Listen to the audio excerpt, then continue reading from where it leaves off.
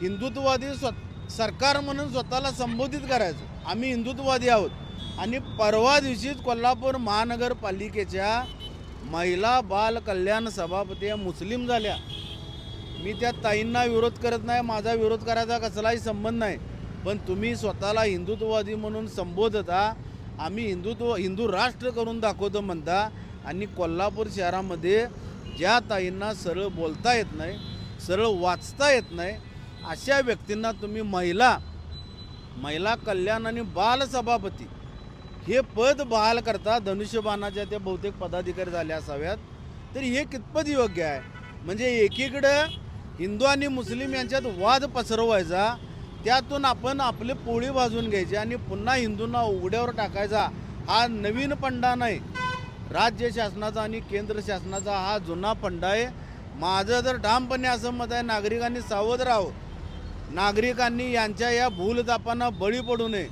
कोल्हापूर महानगरपालिकेच्या निवडणुकीच्या दरम्यान जी आश्वासने दिलेली आहेत त्या आश्वासने पूर्ण करू शकत नाहीत, कारण सरकारची तिजोरी पूर्णपणे रिकामी झालेली आहे. हे ढोंगी सरकार आहे, ढोंगी शासन आहे.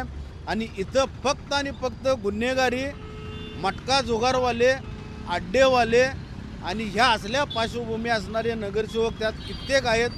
त्यांच्यावर मदार जे नगरसेवक सभागृहामध्ये दादागिरी, सभागृहात तुमच्या खरी धमक असेल तर तुम्ही जाऊन बाहेर लढा आणि कसंही लढा, आमचं त्याच्याशी काय देणं घेणं नाही. श्रेष्ठत्वासाठी सभागृहावर कमांड ठेवण्यासाठी मी कोणतरी आहे असं भासवण्यासाठी जर अशा पद्धतीचा वापर होत असेल त्यांचा आम्ही जाहीर निषेध करतो.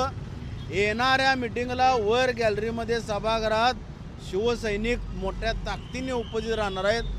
असा जर गलिच्छ प्रकार आमच्या पुढ्यात झाला तर त्याचं योग्य तो प्रत्युत्तर आम्ही देणार.